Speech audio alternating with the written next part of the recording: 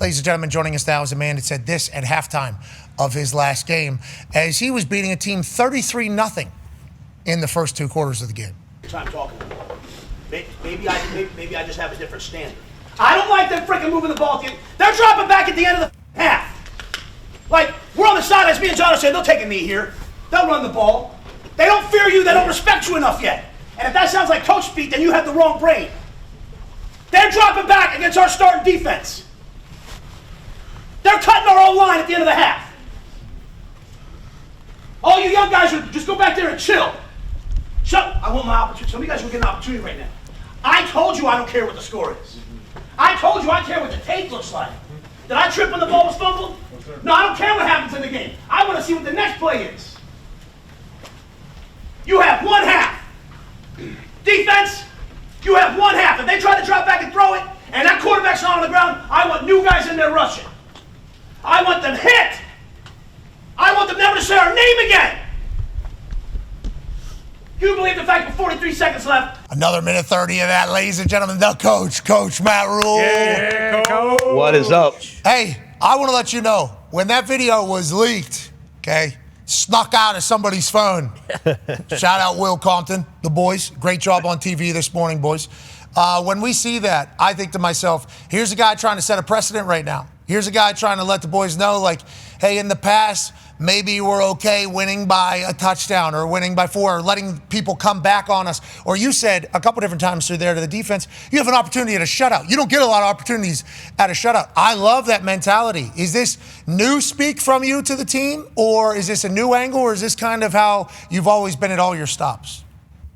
Yeah, this is kind of, who I am and who we are. I think the great thing is I just have a team now that's ready for it. They're all there for it. Like, that video in the end, there's a couple senior safeties that are shaking their head. And it was really cool at the end of the game. Like the one safety, Marquise Buford, he was like, I've never beat someone 68-0. He's like, this feels great.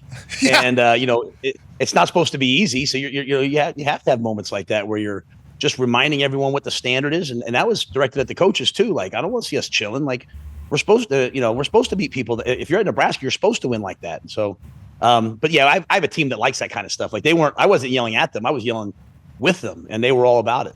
I love the competitive spirit. You're going to have that. Having the killer mentality is a real thing, and you have to have it.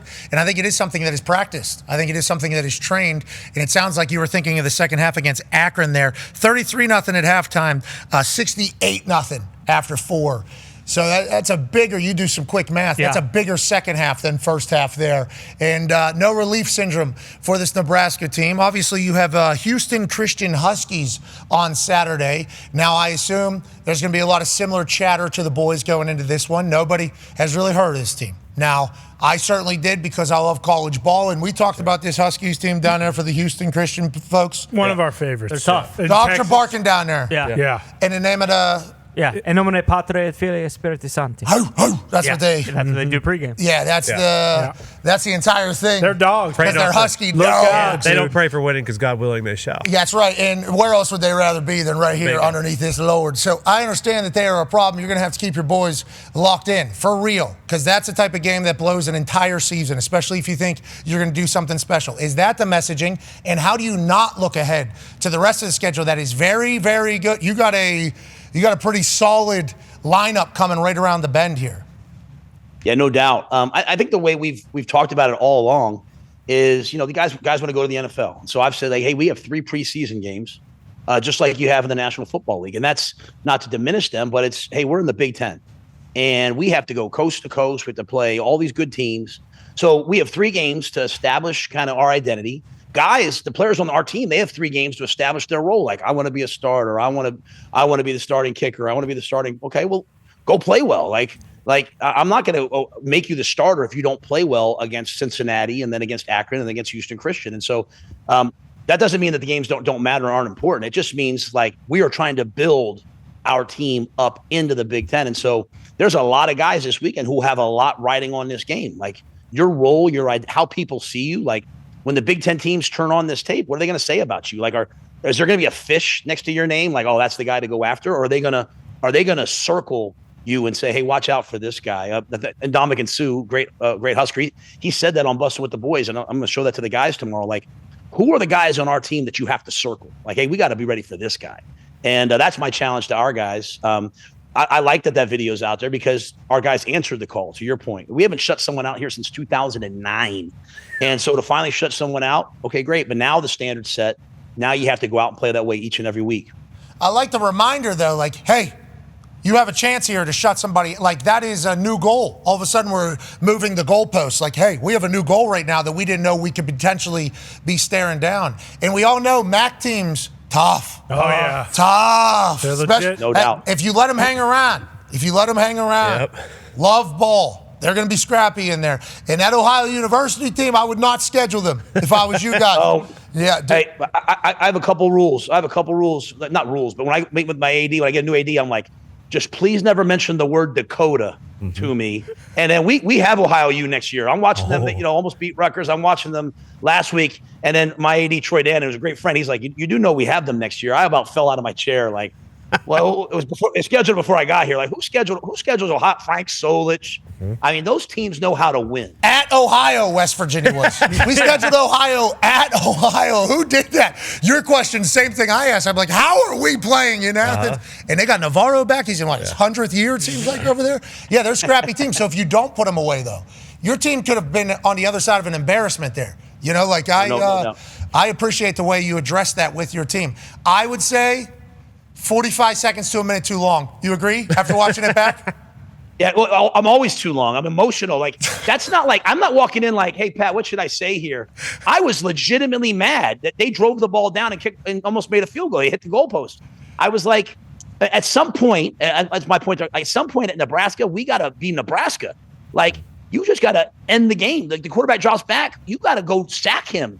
And I respect Joe Moorhead. I respect Akron. They played hard to the end. It was a good game in terms of, like, there was no fights. There was no but, like, we're supposed to be Nebraska. And so I'm just trying to get our guys to realize, like, when you say the word Nebraska, you got to think the way the guys at the preeminent programs in the country think. So I was legitimately mad. But, bro, I'm always too long. That's why my wife cuts me off. She's like, Matt, stop talking. So, I want to let you know, me and D-Bunch were watching it. And we're like, this is really good. And then we found ourselves looking at the clock. We got another 90 seconds here. Okay, I'm excited to hear what he does. But I love, though, that your team responded, brother. That's the only thing. Doesn't matter how I view it. Doesn't matter how Will Compton viewed it. He was ready to go. Yeah. Will Compton was ready to go play. Doesn't matter how anybody else views it. It's how your team views it. And you're obviously getting through to them. Now, when it comes to coaching, teaching, elevating this particular roster, you said 3 weeks to kind of build for the Big Ten schedule. Go ahead, Tone. Yeah, Coach. First off, shout out Coach Moorhead. He's a great Pittsburgh guy. But talking about that, Saban was on the show last week, and Connor asked him about playing FCS schools. And Saban said he would use those games to kind of work on things that he thought weren't good. Like if their passing game wasn't good, they would throw the ball 50 times. But you talked about in preparing for Big Ten games. Are you, like in these games, are you using it to prepare for Big Ten, or are you using it for your team to get better in areas that you know they're not good? How do you approach these games against FCS schools? I think it's one and the same, and I think it's great that we're playing FCS. I mean, I coached at FCS. I coached at Western Carolina. Like, those schools need games like this to survive and pay the bills. So I think it's awesome. I think you're preparing for the Big Ten by fixing the things that you're not doing well. Like, we're one of the top pass defenses in the country right now, but we're not sacking the quarterback. So like this week, like, that's been a major factor. We haven't had a chance to go no huddle 2 minute yet very much. So, we're working on that during the week, and then we'll probably show some of that. We'll probably work on some of that in the game. So, when you guys bring Coach Saban on, he says those things, I write them down. I'm like, oh, wow, that's a great way to think about it. But I'm also trying to make sure the guys on our roster, like the twos and the threes, like, they got to play a lot versus Akron. And that was important because now in college football, we want to play 16 weeks. We want to go to the college football playoff. And so guys who might be a 3 right now, they could be a starter come December and January. So I'm trying to make these games like college. The feeling should feel like a playoff game. Because for some guys, it really is for them. This is their chance to show what they can do. How's Raiola? How do we feel about it? We like it? I love it. I think he played. The big thing is, I said to our media, and I think nationally, like, it's just so easy to be like, like the Mahomes thing. Like, I want him to come out with amazing numbers and not a lot of highlight plays. I don't want you to see him, running around and throwing the ball behind his back and under. He can do all that stuff. I want him just to play quarterback. And I think he's so underappreciated nationally, but we'll have to do it in the Big Ten. But I think as time goes on, he's throwing the ball from under center. He's throwing the ball from the gun. He's doing everything you're going to do on Sundays. I think he's one of the best players in the country. What is he? True sophomore right now, right? That was game 15 for him. 12 games, a bowl game, and then this. This will be game 16. He's not even he's so young. He's going to be so good, dude. Great player.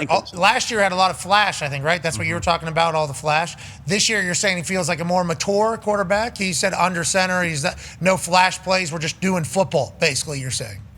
Exactly right. Yeah, last year early on, he had some plays. He ran around. He made some crazy throws. Some throws that you're like, no. Oh, yes. All right, cool. And so that was kind of the storyline. Like, hey, look at these exotic plays. But now it's like, he's playing quarterback like the way you need to play it. He's getting the ball to the right guys. We completed balls to 14 different people this game.